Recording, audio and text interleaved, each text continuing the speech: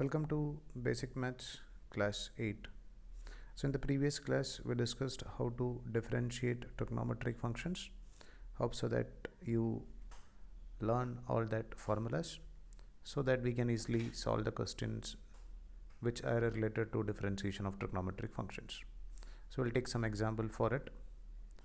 Let's say if it is given that y is equal to sine x plus cos x, and our aim is to find out what about the value of dy by dx. So you can write differentiation of y, dy is equal to differentiation of sine x is nothing but cos x dx, and differentiation of cos x is nothing but minus sine x dx. So we can write this dy is equal to, we can take this dx common, so it is cos x minus sine x into dx. Or you can write, if you like to find out the value of dy by dx, the answer will be equal to cos x minus sine x. Or you can directly write the answer, differentiation of sine x is cos x and differentiation of cos x is minus sine x. We can take another example. Let's say if it is given that y is equal to nothing but cosec x plus cot x, and our aim is to find out the value of dy by dx. Over here I am writing directly the answer, dy by dx is equal to differentiation of cosec x is nothing but minus cosec x cot x. So this can be written as minus cosec x cot x plus differentiation of cot x can be written as nothing but minus cosec square x. So this can be written as minus cosec square x. So this will be the final answer. I can take another examples. Like if it is given that y is equal to 2 divided by sine x minus cot x plus 7, and our aim is to find out the value of dy by dx.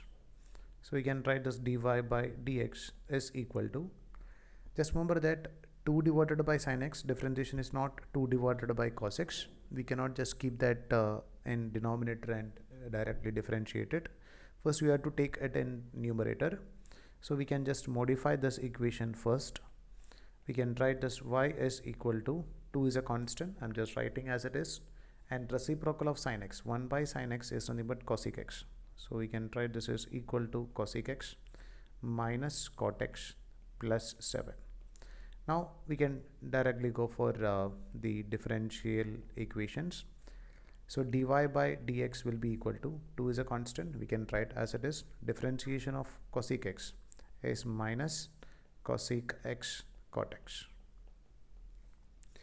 and minus differentiation of cot x is minus cosec square x, so it becomes plus cosec square x, plus differentiation of 7, which is a constant, is going to be 0.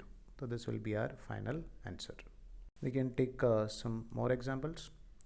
Let's say if it is given that y is equal to x raised to 4 minus 2 sine x plus 3 cos x, and our aim is to find out the value of dy by dx.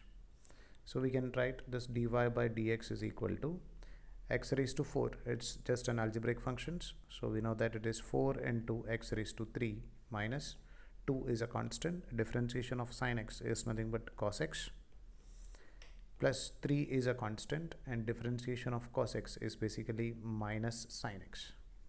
So you can write the final answer for dy by dx is equal to 4x cube minus 2 cos x plus minus 3 sine x. That will be the value of dy by dx. So I think you understood how we'll differentiate normal trigonometric functions. In the next class we'll discuss about differentiation of logarithmic functions.